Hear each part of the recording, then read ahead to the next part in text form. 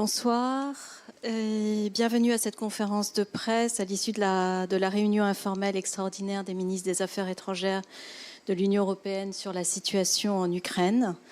Le haut représentant Josep Borrell et le ministre des Affaires étrangères, M. Jean-Yves Le Drian, vous présenteront les conclusions de ce Conseil. Ils vous prendront ensuite quelques questions.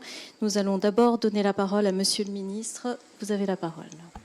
Oui, mesdames, messieurs, je voudrais d'abord vous dire que la situation est grave, voire même très grave, et que je suis vraiment heureux de saluer dans cette situation l'action déterminante de Josep Borrell, non seulement dans la préparation du contenu de la réunion dont il va vous parler, mais aussi de la réactivité et de l'intuition d'accélération dont il a fait preuve pour nous permettre de tenir cette réunion cet après-midi. Et je dois vous dire que les 27 sont tombés d'accord grâce à tes initiatives. Nous sommes tombés d'accord sur l'analyse de la situation. On va dire que ce n'était pas trop compliqué, mais sur la gravité de la situation et les risques que cela peut engendrer à la suite de la violation du droit international par la Russie, à la suite aussi de la rupture des engagements pris par la Russie, à la suite aussi de l'action contre l'intégrité et la souveraineté de l'Ukraine. Mais nous sommes aussi tombés d'accord sur un premier paquet de sanctions à l'unanimité. Donc c'était un moment important et nous te devons beaucoup dans cette élaboration.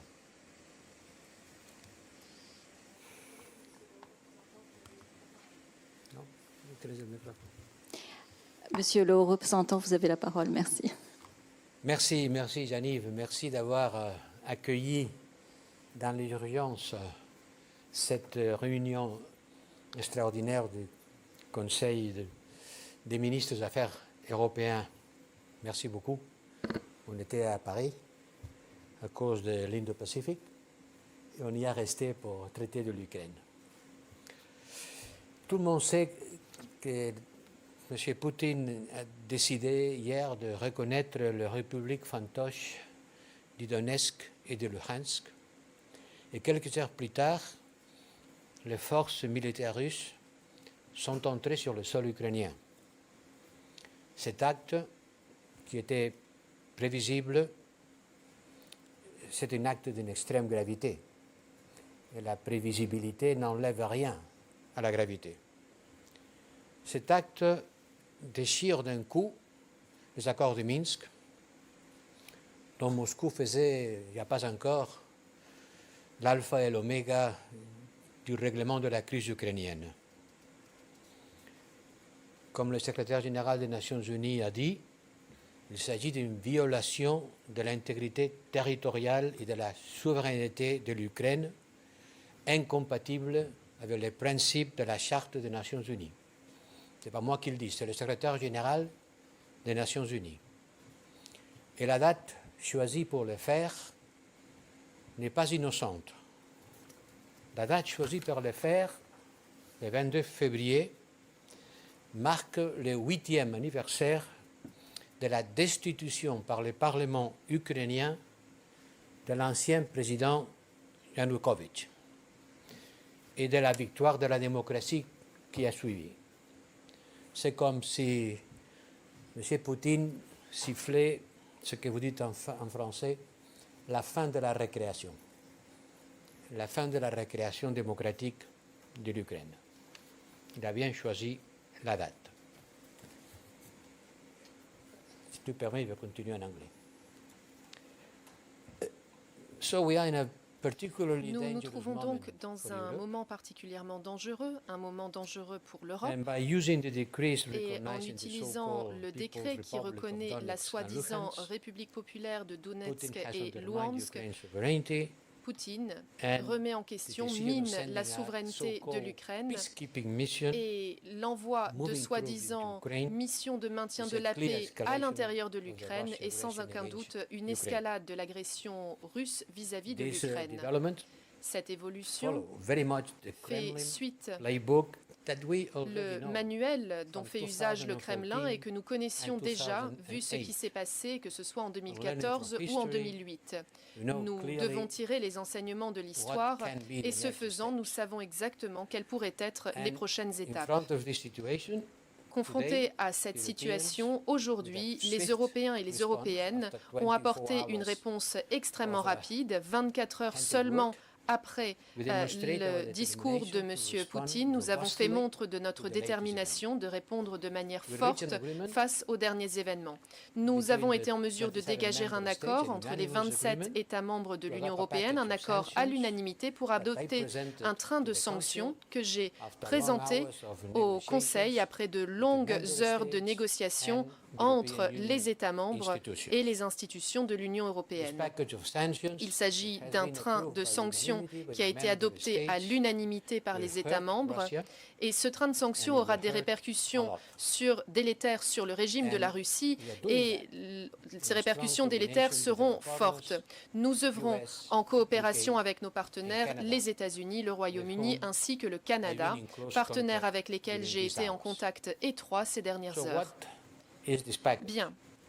Que contient ce train de sanctions? Eh bien, aujourd'hui, nous sommes convenus 51 members of the Russia State Duma que les 351 membres de la Douma de l'État de la Fédération de Russie qui ont voté cette violation de l'intégrité territoriale et de la souveraineté de la Russie feront l'objet d'une liste de sanctions. Nous sommes convenus de cibler 27 individus et entités qui jouent un rôle pour miner ou pour menacer l'intégrité territoriale, la souveraineté et l'indépendance de l'Ukraine.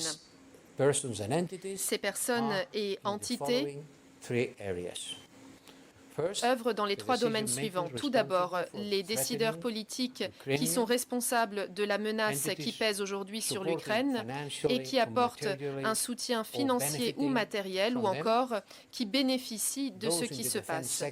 Ensuite, nous ciblons également des individus et entités dans le secteur de la défense pour le rôle qu'ils ont endossé dans l'invasion et dans les actions de déstabilisation et aussi pour des actions ciblées, des mesures ciblées pour celles et ceux qui ont mené des propagandes ou des désinformations vis-à-vis de l'Ukraine. Nous ciblons également les banques qui financent les décideurs russes et qui opèrent dans ces territoires. Nous ciblons également les relations économiques qu'entretiennent les deux régions avec l'Union européenne. Nous le faisons comme nous l'avions fait dans le cas de la Crimée, l'objectif étant de nous assurer que celles et ceux qui sont responsables ressentiront les retombées économiques de leur action illégale et agressive. Et enfin, dernier point, mais pas des moindres, parce que c'est très important, nous avons ciblé également la capacité de l'État et du gouvernement russe d'avoir accès à nos capitaux, à nos marchés des capitaux, à nos services financiers, en limitant le financement de leur politique par le truchement d'une limitation de l'accès de leur dette souveraine à nos marchés financiers. Il s'agit d'un train de sanctions qui a été complété par une autre décision qui n'appartient pas à l'Union européenne mais à l'Allemagne. Et je souhaite aujourd'hui accorder quelques mots d'appréciation à la République fédérale d'Allemagne. Merci d'avoir fait en sorte que notre message uni qui est émis aujourd'hui soit d'autant plus fort puisque l'Allemagne a annoncé qu'elle met fin à la certification et donc aux travaux qui sont menés à bien sur le gazoduc Nord Stream 2. Il s'agit d'une requête qui avait été adressée à nombre de reprises par certains États membres et par les États-Unis à l'Allemagne. Aujourd'hui, cette décision est prise avec le gel de certification de Nord Stream 2.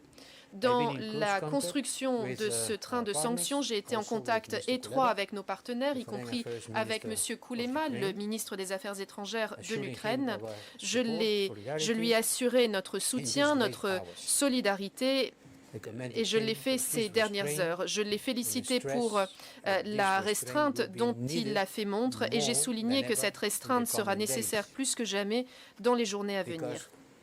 Pourquoi ? Parce que nous craignons, nous estimons que l'histoire n'est pas encore terminée et qu'elle continuera de se dérouler. Nous observons également de très près les prochaines étapes qui seront engagées au Bélarus. En effet, le Bélarus a aidé et soutenu l'action russe. Le Bélarus a ainsi contribué à miner et à menacer l'intégrité territoriale de l'Ukraine.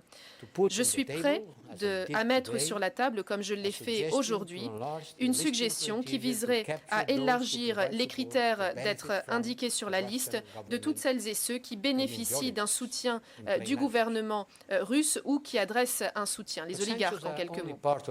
Néanmoins, ce train de sanctions n'est qu'une partie de la riposte que nous apportons. Les efforts diplomatiques se poursuivront, l'objectif étant d'éviter l'irruption de la guerre, l'irruption d'un conflit en plein cœur de l'Europe. Je suis parfaitement d'accord avec ce qui a été dit par les Nations Unies, à savoir le risque d'un conflit majeur est un risque réel et il nous incombe de le prévenir coûte que coûte.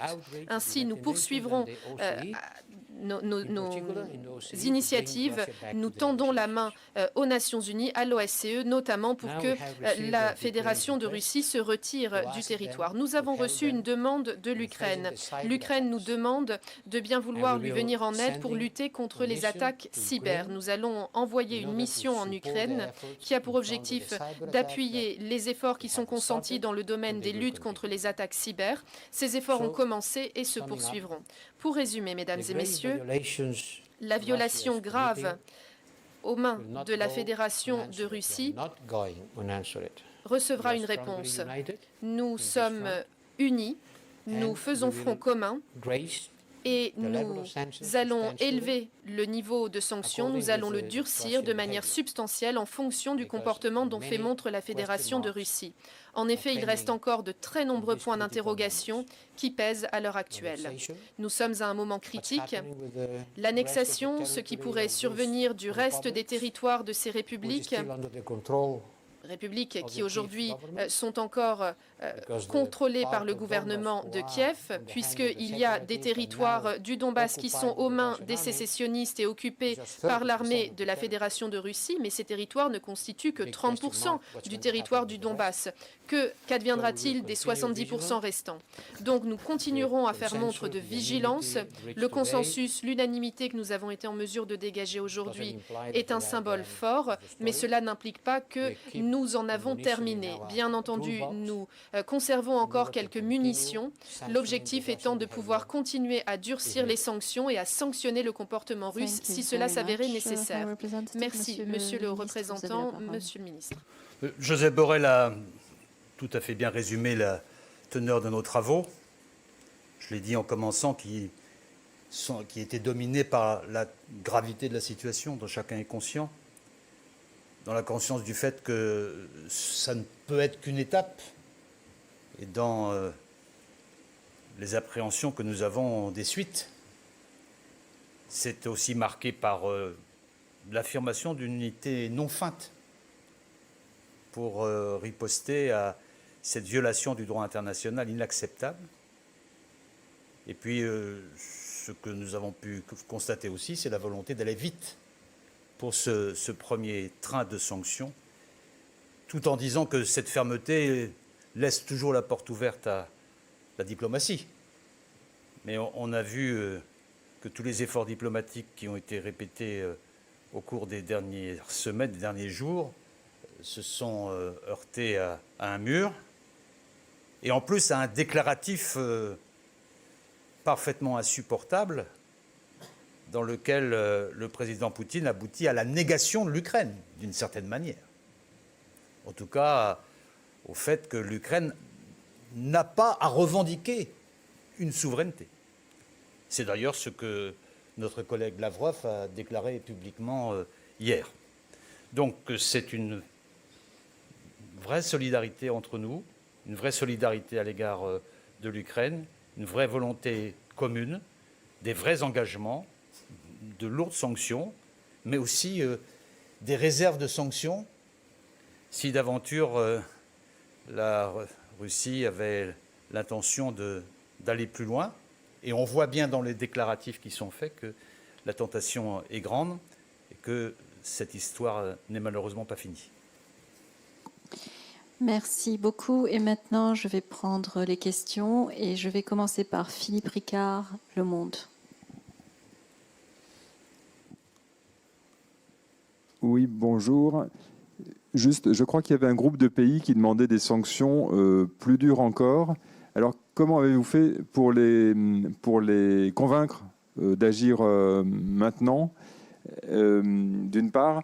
Et Monsieur Le Drian, vous parliez de laisser la porte ouverte à la diplomatie. Il me semble qu'il y avait un rendez-vous prévu entre vous et Monsieur Lavrov vendredi à Paris. Est-ce que ce rendez-vous est toujours d'actualité? Merci.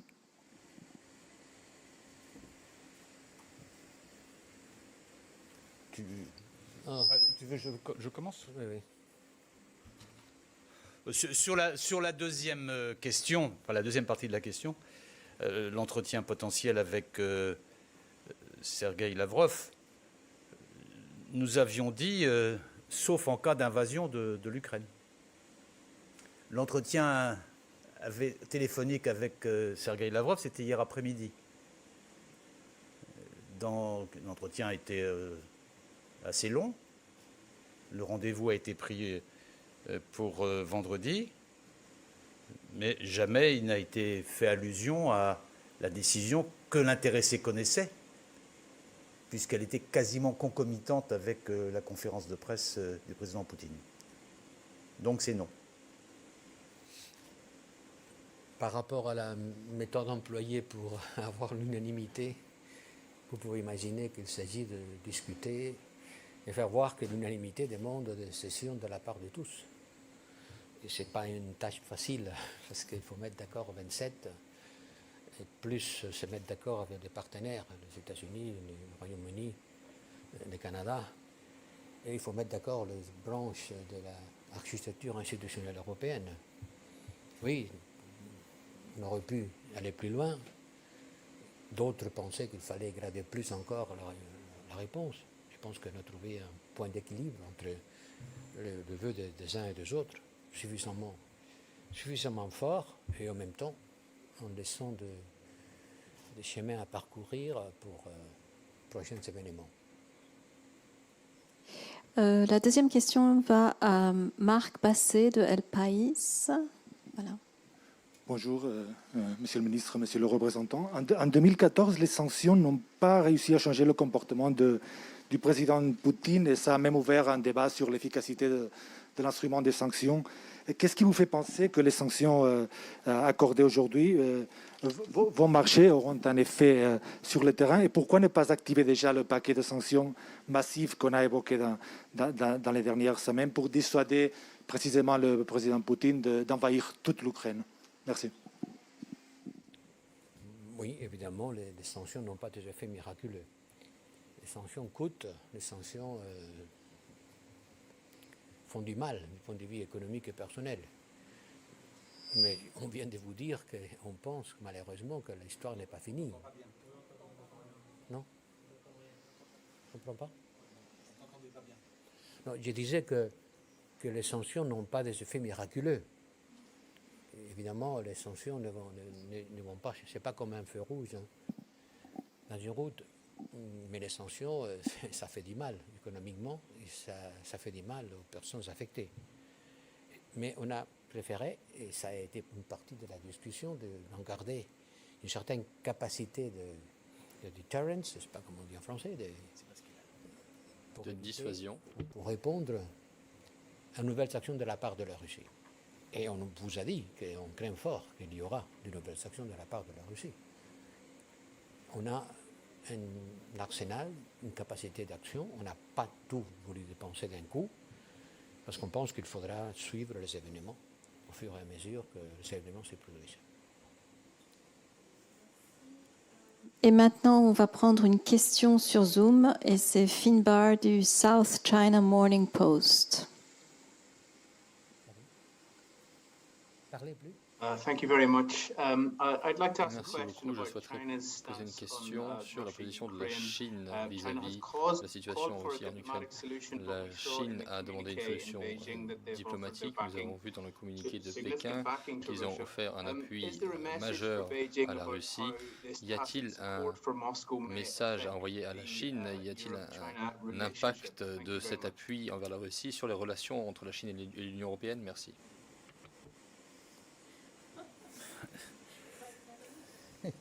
Qu'est-ce que va savoir la Chine ici? On a constaté ce que vous dites à la réunion du Conseil de sécurité qui s'est tenue hier soir, où il y avait ce rapprochement. Au-delà de cela, les rendez-vous seront au moment des votes au Conseil de sécurité sur des résolutions. Mais il est vrai qu'il y avait eu antérieurement un déplacement du président Poutine à Pékin, et sans doute ont-ils parlé aussi de l'Ukraine. Sauf que l'Ukraine ne figurait pas au communiqué commun. Donc c'est plutôt à la Chine d'apprécier la situation. Pour l'instant, elle l'apprécie avec une solidarité à l'égard de la Russie, nous le constatons aussi. La demoiselle avait demandé la parole. Bonjour, Anya Nussbaum de Bloomberg News. Depuis ce matin, le président russe a demandé au Sénat d'approuver l'envoi de troupes au Donbass. Qu'est-ce que ça vous dit de l'efficacité de ces sanctions? Est-ce qu'il ne fallait pas aller plus dur, plus fort dès ce matin, dès le début? Et est-ce que vous pensez que les oligarques russes devraient être soumis à des sanctions, comme vous l'avez évoqué, M. Borrell, M. Le Drian? Et quid de M. Poutine lui-même? M. Poutine n'est pas dans la liste des sanctionnés. C'est toujours une discussion. Hein. Comment gradez-vous la réponse à une action déterminée avec les moyens que vous avez? On peut imaginer que, comme pas tout le monde était... Non, mais qu'est-ce que c'est? Ah bon, parce que j'aimais ça.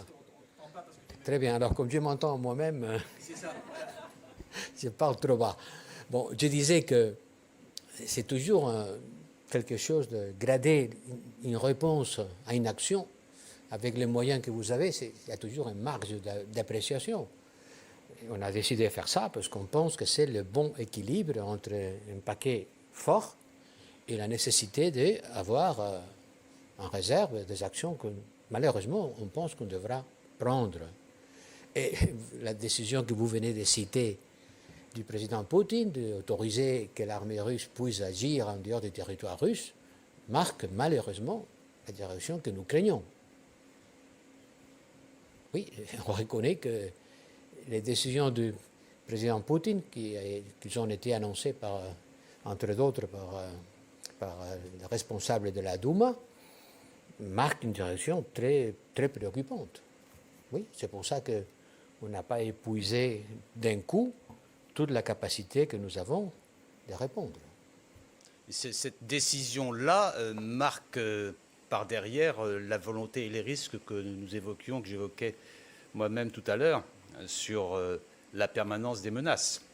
Ceci étant aussi, le paquet de sanctions tel qu'il est engagé là permet d'abord la rapidité, l'immédiateté, permet aussi la bonne articulation avec les sanctions prises par les États-Unis, le Royaume-Uni et le Canada, puisque avant la réunion des ministres des Affaires étrangères de l'UE, nous avons eu une réunion du G7 où nous avons pu aussi coordonner l'ensemble de nos dispositions. Donc c'est la rapidité, l'efficacité, l'urgence, mais c'est un premier train. Il y a d'autres munitions, pour utiliser le terme de Joseph, qui sont en soute. Merci. Et monsieur, vous avez la parole. Monsieur là, LCI. Micro pour...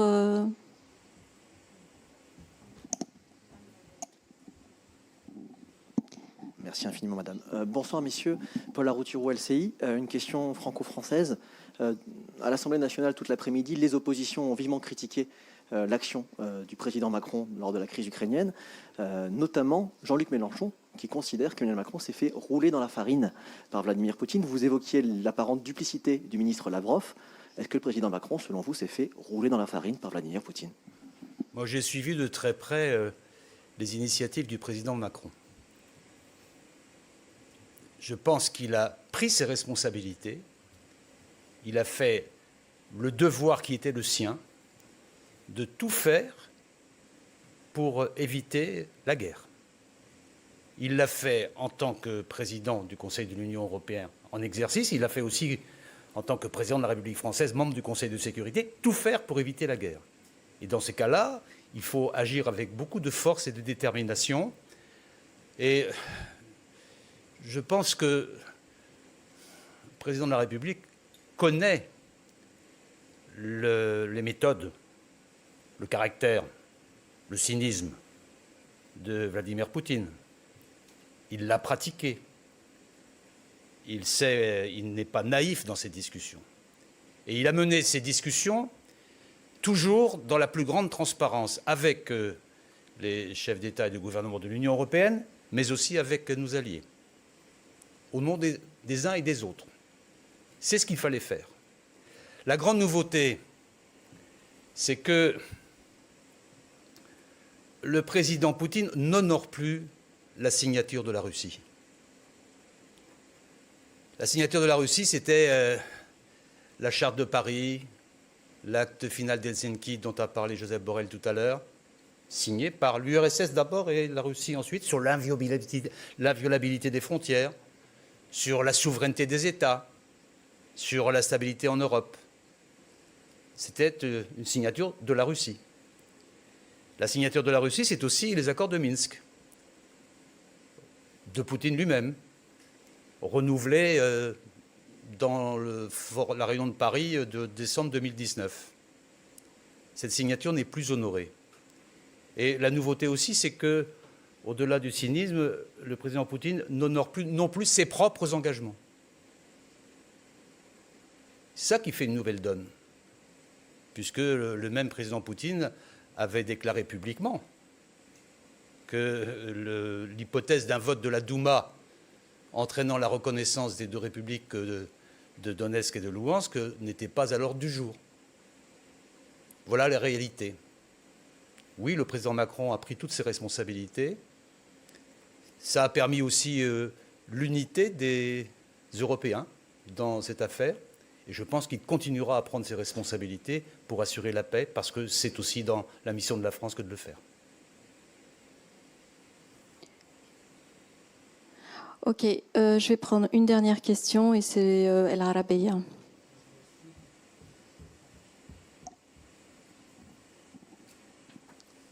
Bonsoir, Hussein Kneber Al Arabiya.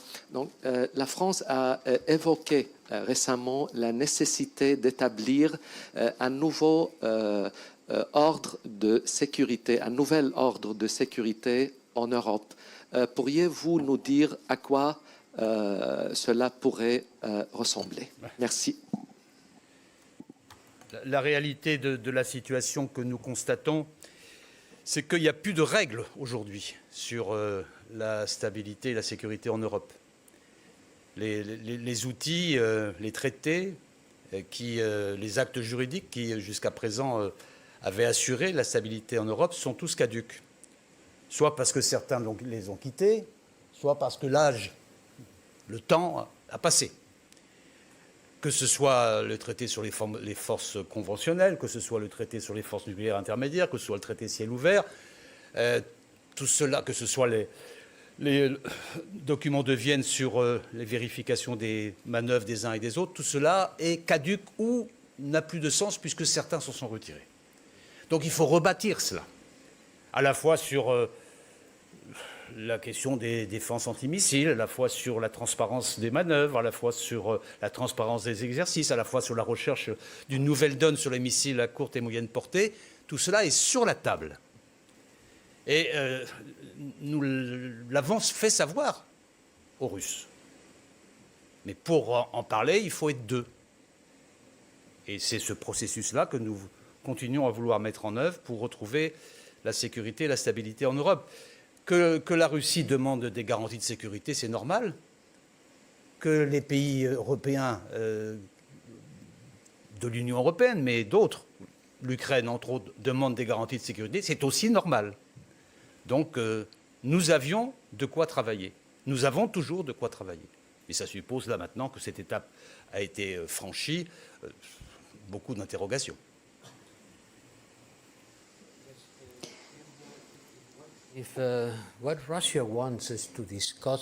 Si la about Russie souhaite discuter architecture of security de in l'architecture de Europe la sécurité in en a Europe honest way, de manière honnête, we have been telling them that we are ready. alors nous ne cessons de leur dire This que nous is the sommes prêts. problem. Then let's sit and talk. S'il y a un problème à ce sujet, asseyons-nous, parlons-en. Si la Russie a des préoccupations de sécurité, très bien, parlons-en. You don't talk with Mais on 140 soldiers ne parle massed pas in the avec border of a country. 140 000 soldats massés aux frontières d'un pays. On Il est the difficile de discuter honnêtement We are open d'une menace dans take cette into situation. account the Ces security circonstances, concerns of Russia mais nous as sommes any other country. ouverts à prendre en compte Diplomacy les is about it. préoccupations We are sécuritaires de la sitting, Russie, discussing, comme tout pays. and Voilà looking for ce solutions qu'est la diplomatie, for the c'est concerns of discuter, chercher des solutions continue aux offering préoccupations this de possibility. tout le monde. Et nous continuons à offrir cette possibilité. Thank you very much. Merci beaucoup. Nous avons un train à prendre, donc merci pour tout. Et ceci clôture notre conférence de presse. Merci, Monsieur le Ministre.